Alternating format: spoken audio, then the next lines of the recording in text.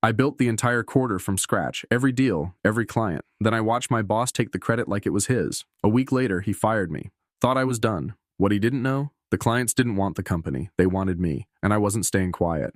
I walked into that quarter like a man on a mission. I'd spent the last 6 months grinding through weekends, taking calls at midnight, and building relationships that weren't just transactional. They were personal. I knew their kids' names, their pain points, their fears. Every deal I closed was the result of 100 conversations no one else wanted to have. And it showed. Numbers don't lie. I didn't just hit quota, I tripled it. While other reps were still fumbling through demo scripts, I had entire departments signing multi-year contracts. Our pipeline was bone dry at the start. By the end of Q4, we were swimming in renewals and expansions. My name was next to every big win. But when the company meeting rolled around, something didn't sit right. They opened with a speech from the new VP, Brendan. Young, polished, all buzzwords and smirks. He'd only been here a few months, hadn't closed a single deal himself. But he stood on that stage and walked through the quarterly numbers like they were his personal achievement. This quarter proves that our new leadership direction is working, he said. Not once did he mention my name. Not once did he nod in my direction, even though everyone in that room knew where those numbers came from. They clapped anyway. I stayed silent. I didn't need applause. I needed clarity. I waited for a private word, an acknowledgement, even a well done in the hallway. But Brendan avoided me. Eye contact vanished. Emails were suddenly filtered. It was subtle at first, but unmistakable. The warmth that used to follow my wins had gone cold, as if my success was now a threat. A few days later, I caught a coworker, Lena, glancing at me during lunch with something between pity and warning in her eyes. "You should be careful," she said quietly. "Brendan doesn't like being in anyone's shadow." I shrugged it off, but it stayed with me. The mood inside the company had shifted. There was tension now, whispers, meetings I was no longer invited to. Clients started telling me they'd been contacted by other reps, just checking in. I knew that game. They were probing, trying to edge me out of my own accounts. Still, I stayed focused. I had built something real with those clients. Trust. That couldn't be replaced by a random email or a smile from someone who didn't even know what problems they were solving. Or so I thought. Looking back, the writing was on the wall. I just didn't want to read it yet. The quarter changed everything, but not in the way I expected. The company celebrated the numbers. Brendan celebrated himself. And I was left standing there, suddenly unsure if I was still welcome in the very house I helped build. Turns out, I wasn't. He clicked to the next slide like he was unveiling a masterpiece he'd painted himself. Charts, growth trends, record-breaking revenue spikes, all of it mine. I was watching the story of my quarter unfold on a screen, told by someone who hadn't touched a single account, hadn't made a single cold call, hadn't burned a single weekend grinding through client resistance until they said yes. And yet, there he stood. Brendan. New boss, new title. Same smile. Like he owned every inch of what I built. He pointed at the graph and said, "This is what happens when leadership steps in with the right structure." Leadership, not effort, not relationships, not the hours I didn't log because I was too busy actually working. No mention of how those contracts came to life. No nod to the accounts I resurrected from the dead. Just him, basking in the glow of numbers he had nothing to do with. I looked around the room. A few confused glances, some blank stares. Most people just nodded and clapped. They didn't know. Or maybe they did and didn't care. Brendan had the stage now. That was all that mattered. I leaned back in my chair and let it happen. Not because I was okay with it, but because I wanted to see how far he'd go, how deep into the lie he'd dig himself before realizing the foundation was hollow. He wrapped up the meeting by saying, "We're setting a new standard this year, and this," he waved toward the screen, "is just the beginning." The room erupted in applause. He stepped down from the front of the room and walked toward the back, shaking hands like a politician. When he passed me, he gave me a look. That smug, subtle smirk that said, "Yeah, I know what I did, and you won't do a thing about it." And I didn't. Not right then. He moved on like I was invisible. Like I was just another sales guy in a room full of people who wouldn't remember my name by next quarter. But I wasn't. I knew that. He didn't yet. Later that day, I saw the internal email summary from the meeting. Brendan had attached a write-up about his new sales strategy. A few people forwarded it to me with vague congratulations, like I should be happy my work was being acknowledged, even if not directly. I stared at the email for a long time. Then I closed it. That smile stuck with me. He smiled like he'd won something, like he'd stolen the crown and thought no one would notice it didn't fit. But what he didn't realize was that the kingdom wasn't his. The loyalty wasn't his. The numbers were a reflection of something he couldn't replicate. He took credit for my quarter. But the clients weren't celebrating him. They didn't even know his name. Not yet. I heard the laughter through the conference room wall, muffled voices, clinking glasses, the low thrum of corporate self-congratulation. They were celebrating in there, Brendan and the rest of leadership. A strategic milestone, someone said when I passed by. No one invited me. No one even looked my way. Just a door, cracked open enough for the sound to slip through and remind me that I was no longer part of whatever club they were building upstairs. I stood there for a moment, holding a printout of client renewals that had just cleared. Another 6 figures in retention, all from relationships I had nurtured over the last year. I could have knocked. Could have walked in and reminded them who brought in the numbers they were toasting, but I didn't. I knew what I'd see in their eyes if I did. That look of irritation, like I was the guy who didn't know when to be quiet and keep producing. So I walked past. Back at my desk, it was silent. No emails, no well done. No quick slack from a director saying they noticed. Just silence. Like hitting record-breaking numbers was expected of me, and anything less would have been punished. I thought about all the years I'd spent climbing, how I used to believe hard work spoke for itself, that if you performed, you couldn't be ignored. Turns out, you could. Especially when someone above you needed to look good fast. Brendan was still riding the high of that meeting. He strutted through the floor the next morning with his usual air of confidence, nodding to a few people, cracking a joke here and there. When our eyes met, he didn't even pause, just walked right by like I was part of the furniture. I had become useful, but disposable. One of the newer reps, Cam, leaned over to me later that day and whispered, "Man, you crushed it last quarter. People are talking." I gave a half smile and nodded. People might have been talking, but the people who decided who mattered, they weren't saying anything. That was by design. Then came the kicker. In the weekly one-on-one, Brendan didn't mention the quarter at all. He just clicked open a slide deck filled with new metrics he wanted to pivot toward. Said he was expecting even more this quarter. "Let's keep pushing the envelope," he told me. Like we were partners. Like he hadn't erased me from the narrative entirely. I left the meeting with a tightness in my chest I didn't want to admit felt like anger. Not because I needed a pat on the back, but because they were playing a game I hadn't agreed to. One where your value didn't matter unless it made someone else look good. They cheered in private, but out here on the floor, nothing. Just silence. And the growing sense that no matter what I did, they were already planning how to move on without me. I just didn't know how close they were. It started small. A hesitation here. A sudden silence there. Coworkers who used to stop by my desk now took a different route to the kitchen. Conversations that once included me shifted mid-sentence when I walked in. Smiles got tighter. Eyes didn't hold mine as long. I told myself it was just the pace, end of quarter stress, new management pressure. But I knew better. People knew something I didn't. Brendan had gone quiet. Completely. No replies to emails, no answers on Slack. Even my scheduled one-on-ones vanished from the calendar without explanation. When I finally tried to track him down, his assistant said he was traveling for strategic meetings. That's what they always said right before they rearranged the chessboard and started knocking over pieces. Still, I kept producing. Clients were happy, renewals were steady, but even they started asking questions I couldn't quite answer. "Is everything okay over there? Should we be talking to someone else now?" The ground beneath me wasn't shaking, but it was shifting, slowly, quietly, like something was being removed piece by piece, so by the time I noticed, it'd be too late to stop the collapse. I began hearing murmurs in places I shouldn't have. A product lead mentioned that someone else had been looped into one of my long-term accounts. A junior rep asked if I was training my replacement. Replacement? I laughed it off like it was a joke. But that laugh stuck in my throat longer than it should have. Lena, the only person still willing to talk straight to my face, pulled me aside near the elevator one afternoon. She looked over her shoulder before whispering, "They're setting something up, Jack. I don't know what, but it's weird. Just watch your back." It was the kind of warning that sounds paranoid until you realize how quiet everything else has become. I opened my inbox that night. 42 threads. Not one of them from leadership. Not a single acknowledgement of anything I was doing. Just radio silence from above and polite avoidance from beside. That's when I knew. I wasn't being ignored. I was being erased. Slowly. Strategically.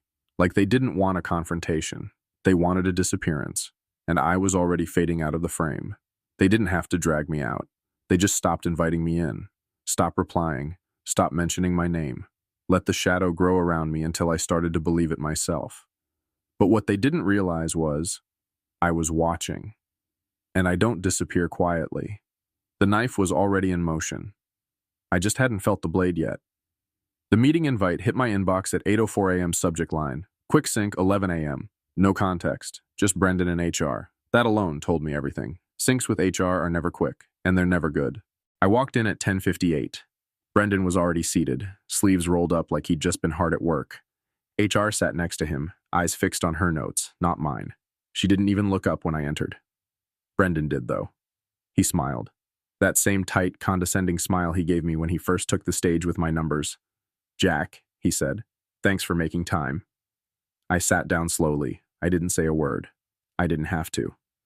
Brendan cleared his throat and leaned forward like this was about to be some heart-to-heart, a mentor passing wisdom to a pupil.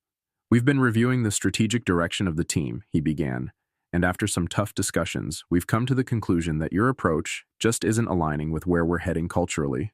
Culturally. That's the word they use when they don't have a real reason. When they want you gone but can't say why without showing their own insecurity. Not performance, not behavior, not ethics, just culture. Vague, untouchable, safe. HR finally spoke, reading from a template like it was her first time using human words. "Your termination is effective immediately. You'll receive a formal letter by end of day. We'll be arranging a courier for your belongings." I stared at Brendan. He couldn't look me in the eye. "You're letting go of the guy who brought in half your revenue last quarter," I said calmly. Not angry, just tired. Brendan didn't blink. "It's not about numbers, Jack. It's about fit." I almost laughed. Fit. They built a box I didn't belong in, so instead of changing the shape, they cut out the piece that made them uncomfortable. They wanted obedience, predictability, someone who said yes without asking why. That wasn't me, never had been. I stood up without another word. There was nothing to say that wasn't beneath me now. I didn't need a box of stuff or a final handshake. Everything I needed was already in my head, and more importantly, in the hands of every client who had my number saved under Jack, the one who actually listens. As I walked out, I caught a glimpse of Brendan scrolling through his phone, probably already planning how to frame this. Restructuring. Realignment. Fresh talent. He'd polished the story like he did with the numbers, shiny on the outside, hollow underneath. But the truth was simple. He fired the one guy who kept the lights on, and in doing so, he pulled the pin on a grenade he didn't even know he was holding. It was immediate. It was final, and it was the biggest mistake he'd ever make. I didn't take the monitor. I didn't box up my coffee mug or the framed photo that had been collecting dust behind my second screen. I didn't touch the little awards they'd handed out at company parties, the ones they gave to keep you quiet after taking more than they'd ever admit. I left it all, except the binder. Just a black, beat-up 3-ring binder I kept under my desk, filled with handwritten notes. Call logs, client histories, follow-ups that never made it into the CRM because I didn't trust the system to understand nuance. Those weren't stats. They were stories. Real people, real pain points, real problems I had solved one by one. Not because the company told me to, but because I listened when nobody else did. That binder held everything. As I walked out, I felt eyes on me, some curious, some guilty, but none brave enough to speak. The silence was thick, but not empty. It was loaded. They all knew what I'd done for this place. They knew the deals that kept payroll flowing had my fingerprints all over them. But now I was just another box to be checked off in a transition plan. I was no longer part of the team, they said, but they never understood. I was the team. What they didn't realize was that while they were tracking conversion rates and average deal size, I was building something else entirely.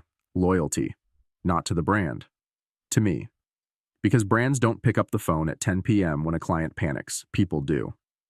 And I was that person for nearly every major client on the roster. I didn't slam the door. I didn't curse anyone out. I didn't burn a single bridge. Not visibly. I just walked to the elevator, binder in hand, heart pounding quieter than I expected. It wasn't grief. It wasn't even anger. It was clarity. They thought I was leaving empty-handed. But that little binder, that was their future. Or at least the part they couldn't replace. They'd start to feel it soon. When quarterly renewals didn't land. When expansion talks dried up. When the new reps they assigned to my clients got met with polite silence or cold rejection. Because these clients didn't say yes to the company. They said yes to me. My face, my voice, my effort. Brendan probably figured I'd be bitter, maybe even desperate, that I'd start scrambling for interviews or try to crawl my way back. What he didn't know was I wasn't walking away from anything. I was walking towards something I'd built without even realizing it: trust. And now that trust had no leash, no ceiling, no NDA to hold it hostage. They gave me nothing when I left, but I walked out with everything that mattered. The first call came at 9:12 a.m., less than 24 hours after I walked out of that office. I didn't recognize the number, but I answered anyway, half out of habit, half because I already knew where this was going. Jack? It was Meredith from Calix Systems. I could hear tension in her voice before she even got to the point. We had a check-in today with your team, but, well, they sent someone else. Said you were no longer with the company. I stayed quiet. They didn't give a reason, she added. Just said the account was being reassigned. But we didn't sign this deal with the company, Jack. We signed it with you. So, where are you? I told her the truth. I'm not there anymore, Meredith, but I'm still here. There was a pause. Then, without hesitation, she said, Good, because we're not renewing unless you're involved. I hung up, sat in silence for a second, and smiled. That was the moment I knew the game had changed. By noon, there were 3 more calls. By the end of the day, 10, different industries, different personalities. Same question, where's Jack?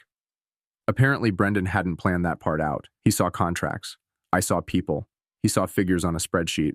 I saw names, families, legacies people were building through every partnership. And when I was gone, that trust didn't stay behind. It left with me. One client forwarded me the transition email they'd received. A cold, impersonal message written by someone in marketing, signed off by someone who never sat through a single negotiation. No explanation. Just a shift in account ownership, like loyalty could be reassigned with a hyperlink and a headshot. Another client told me flat out, I canceled the call after 3 minutes. Whoever that guy was, he didn't even know what our pain points were. You used to catch them before I even said them out loud. That's when I realized something. I hadn't just built a client list. I'd built a following, quietly, patiently, brick by brick. They thought they owned the accounts. What they actually owned was a CRM full of names and numbers. What I had was the one thing you can't fake or fabricate: connection. That night, I flipped open my old binder and went through the notes. Highlighted names, personal details, hesitations that turned into trust. I wasn't chasing new clients anymore. I was reconnecting with people who already knew the value I brought. Brendan had my title, my seat, my metrics. But I had something he didn't even know to fight for. And now, they were all calling me back. The first cancellation hit them like a surprise storm. Calix Systems pulled out of their renewal 2 days after our call. No warning. No explanation in the CRM. Just a single sentence in the notice. We're reevaluating our partnership. Brendan probably thought it was a fluke, a rough patch, something he could patch over with a discount or a lunch meeting. But it wasn't just Calix. 2 more clients pulled out that same week, then 5, then 8. Each time, the same thing happened. They'd try to salvage it with canned responses and half-hearted check-ins from junior reps who didn't even know the client's first names. And each time, the clients gave some variation of the same line. We only signed because of Jack. They said it with calm finality. No shouting, no threats, just clarity. That kind of honesty doesn't leave room for negotiation. Inside the company, I imagined the scramble. Forecasts collapsing, projections missing their marks, Brendan trying to massage the numbers into something that didn't look like a slow-motion train wreck. But the truth was leaking into every boardroom, every investor update, every performance review. The revenue wasn't loyal to the company. It was loyal to the connection they'd just cut loose. I didn't need insider updates to know what was happening. The signs were everywhere. Former coworkers started sending messages, not to commiserate, but to ask if I was hiring. They'd been told everything was under control, but the silence from leadership said otherwise. Meetings were getting tense. Morale was plummeting. And Brendan? He was cornered. He couldn't admit he'd fired the guy holding the company together. That would make him look reckless. But he also couldn't explain why clients were leaving in waves, so he blamed the market. Client budgets are tightening. We're seeing a shift in spending behavior. It was nonsense. The truth was simpler. I wasn't there anymore, and they didn't want to stay if I wasn't part of the picture. I heard from one client who said Brendan personally called him, trying to save the deal, tried to talk strategy, innovation, future potential. But none of it mattered, because Brendan didn't know the client's story. He didn't know their frustrations or why they'd even needed us in the first place. He couldn't fake history. So the client ended the call with one sentence. We didn't choose your platform. We chose Jack. That's when the dam broke. Brendan stopped showing up to group meetings, started pushing managers out front to take questions he should have been answering himself. But the numbers don't lie. When half your pipeline walks out the door, people start asking how the guy who caused it is still sitting at the head of the table. What he never understood was simple. Trust doesn't come with a title. It comes from showing up when no one else will. And now that I was gone, every relationship he thought he owned was unraveling, one client at a time. They expected me to lash out. That's what people like Brendan always expect when they cut someone loose and the fallout begins. They think you'll rage online, burn bridges, post vague barbs on LinkedIn about toxic leadership and lessons learned. They hope for that, actually, because then they get to say you're bitter. They get to frame you as emotional, unstable, angry. But I didn't say a word. I didn't post. I didn't rant. I didn't take calls from former coworkers just to gossip or get my pound of flesh. I just listened, quietly, patiently. And what I heard told me everything I needed to know. Clients started reaching out, not just to work with me, but to tell me things about how awkward the transition was, how their new account manager didn't even know what industry they were in, how leadership was pushing them for renewals without understanding what they actually needed. One client said Brendan offered a 30% discount just to keep them on board. They declined, not because of price, because the trust was gone. Inside the company, the rot spread. Reps were being blamed. Morale tanked. People started updating their resumes behind closed tabs. A few even messaged me to say, "You were right." I never replied with, "I told you so." I didn't need to. See, when someone tells the truth too early, they're labeled a problem. When the same truth becomes undeniable, they call it insight. And suddenly the guy they pushed out becomes the guy they wish they'd listened to. That's what was happening. But I stayed silent. Because I knew something Brendan didn't. Power doesn't come from shouting. It comes from proof. And proof was everywhere now, in missed quotas, lost clients, canceled deals, and the quiet panic echoing through a company that thought I was just another cog. What none of them understood was that influence isn't loud. It doesn't have to be. Influence whispers. It shows up in the calls that keep coming. In the clients who say, "Let me know when you're ready."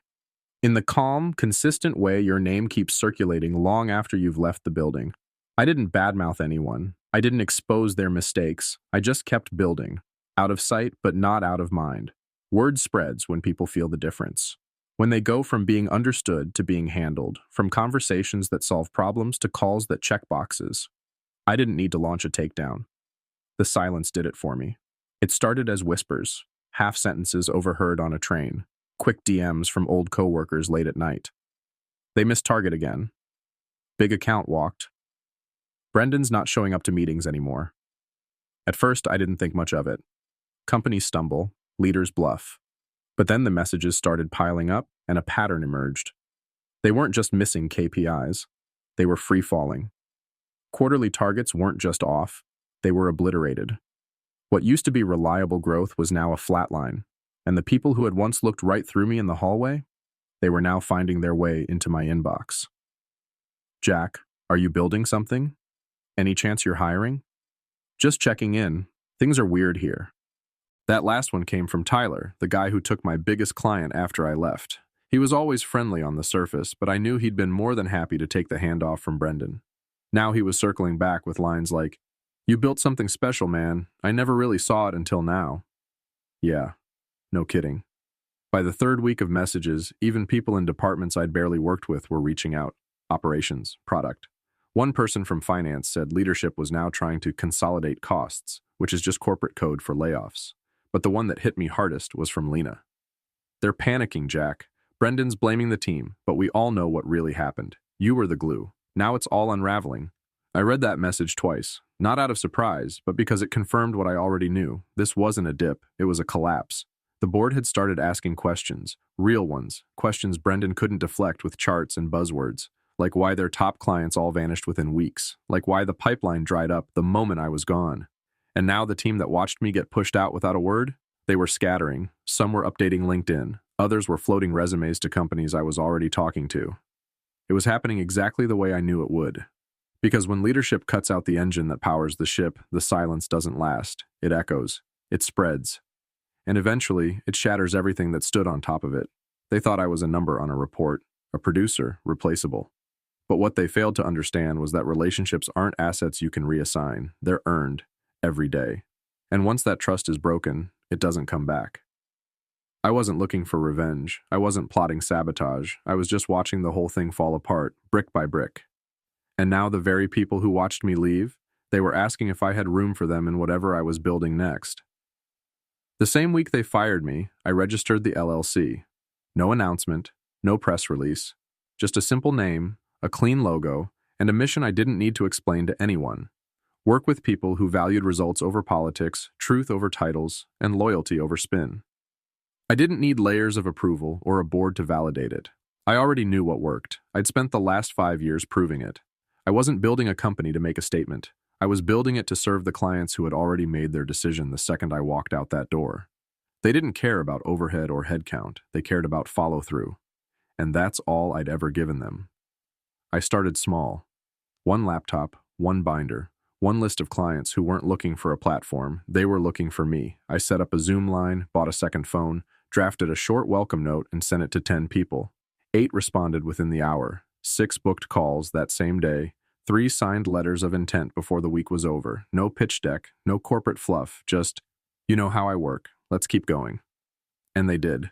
The beauty of building from scratch is that you don't inherit the rot. There were no passive-aggressive meetings, no agendas hidden behind vague calendar invites. I didn't have to fight for credit. I didn't have to worry about someone stealing my wins or dressing them up as part of a strategic shift.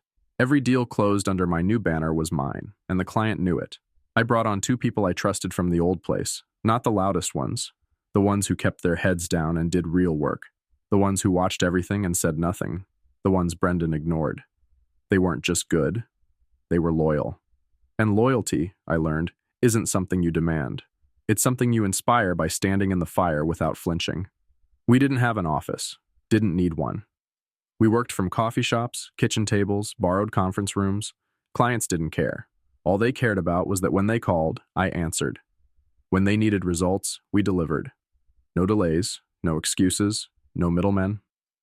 By the end of the first month, we had 5 clients and more pipeline than we could handle. Not because we chased them, but because they remembered who showed up when it mattered. That memory doesn't fade. What Brendan and his board never understood was that relationships aren't part of the business. They are the business. And now, I was building something without the dead weight, without the lies, without the empty applause. Just real people, real problems, real results. It wasn't revenge. It was clarity. And finally, I had everything I needed, except the noise. Back when I was still grinding inside that office, they used to call me too much, too direct, too intense, too focused. Brendan once told me I took things personally, like that was a flaw, like giving a damn about your work was some kind of liability.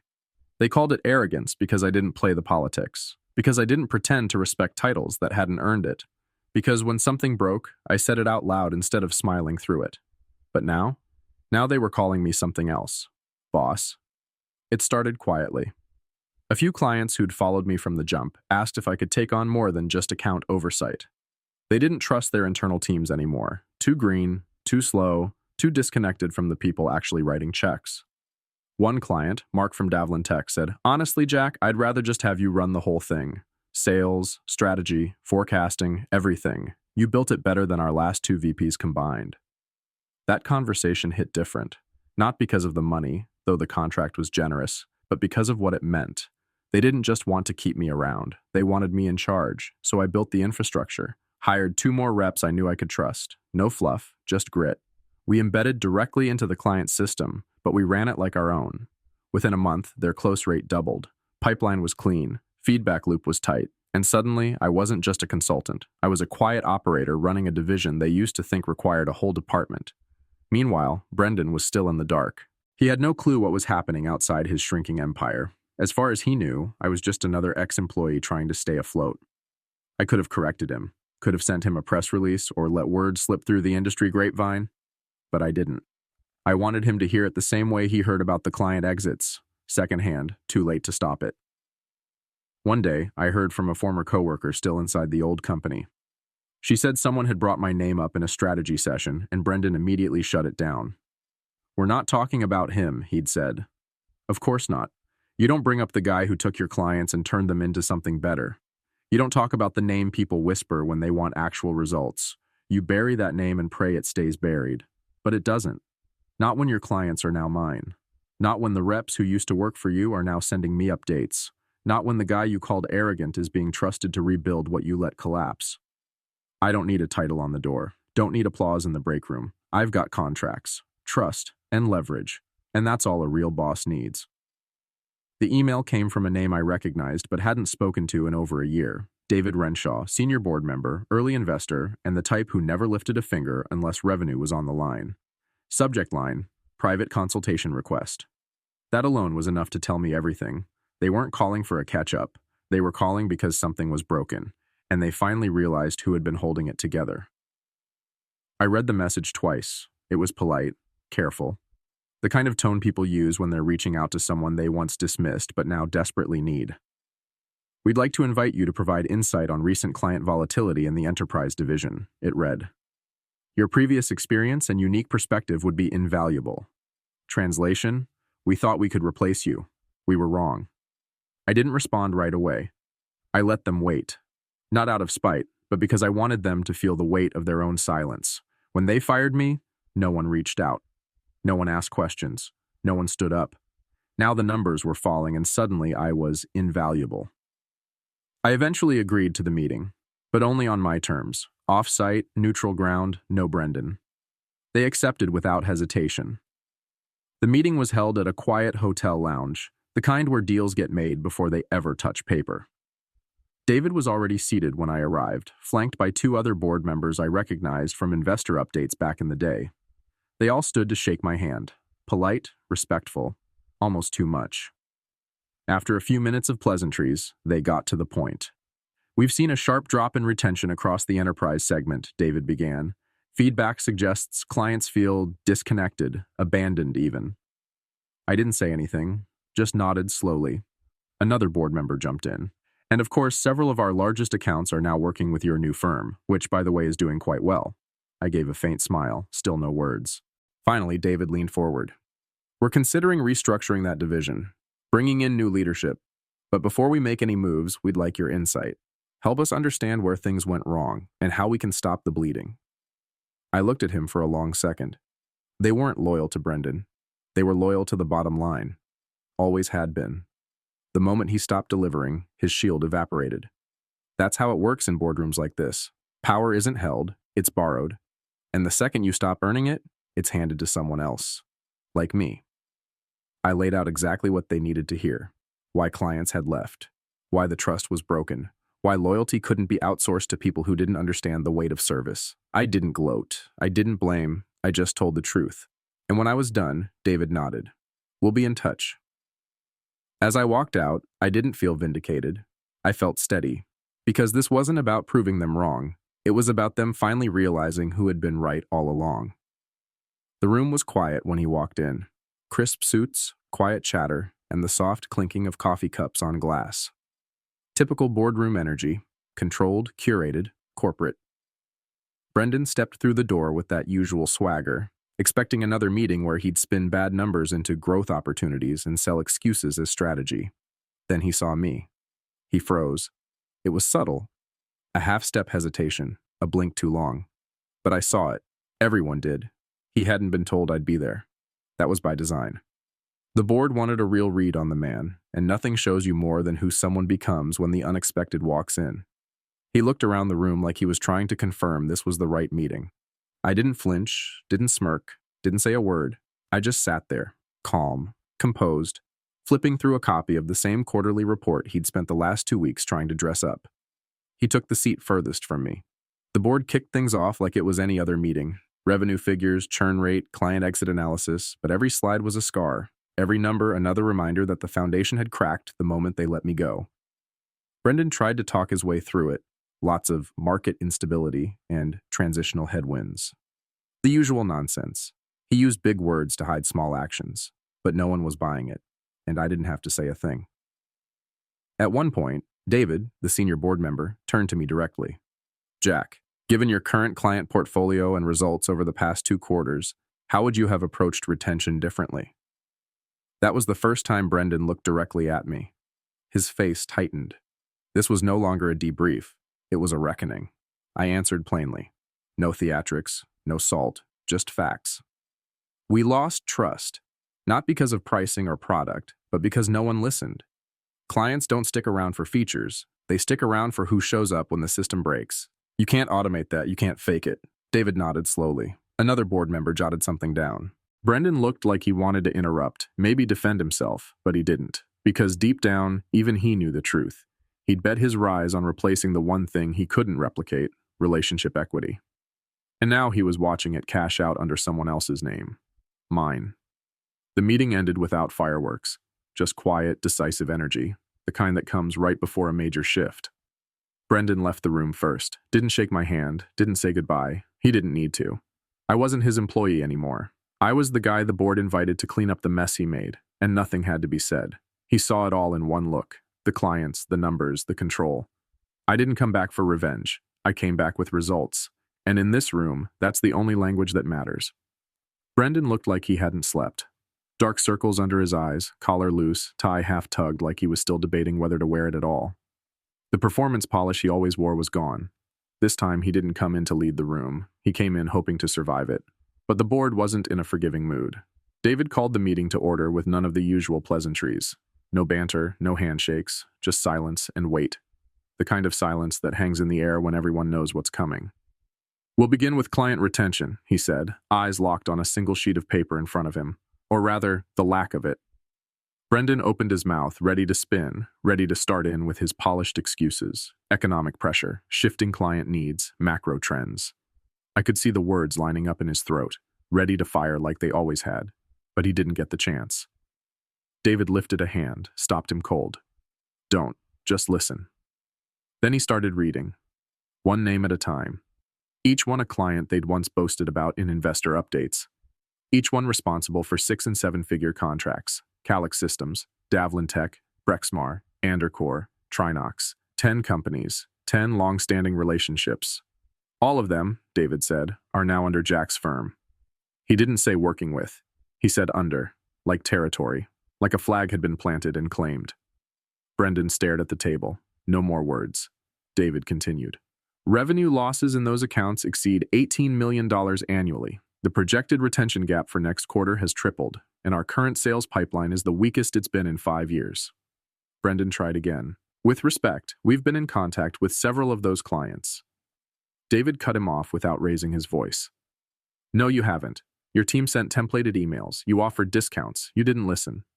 Another board member chimed in, this time more blunt. You lost them because you assumed they were signing with the company. They weren't. They were signing with Jack. You just never saw it. The words hit harder than any raised voice ever could. Brendan's face stiffened, but he didn't argue. There was nothing left to argue with. The data spoke louder than his spin ever could. And I sat there silent. I didn't need to say I told you so. Didn't need to explain how it happened. They knew. Every name on that list was proof that you can't fire loyalty. You can't terminate trust. They gambled that I was just another employee. But what they didn't realize was, I was the reason the clients were staying. Brendan had his turn. Now it was mine. By the time the office lights flickered on the next morning, Brendan was already gone. No announcement, no goodbye, no carefully worded email thanking him for his leadership during a pivotal time. Just silence. The kind of silence that only follows when someone in power gets removed without ceremony. Clean, quiet, final.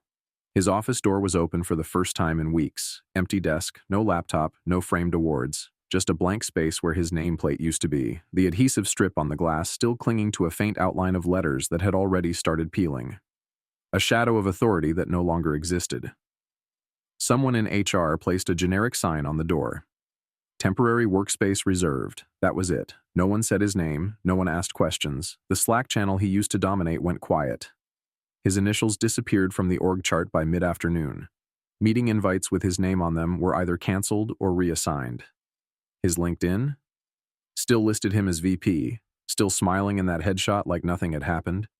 But inside the building, he was a ghost. People noticed. Of course they did. But no one asked too loudly. Because they knew. We all knew. The numbers didn't protect him anymore. The clients were gone. The truth had caught up. What hit harder than his disappearance, though, was the absence of grief. There was no tension in the air, no whispered nostalgia, just a strange kind of relief, like something toxic had finally been flushed out.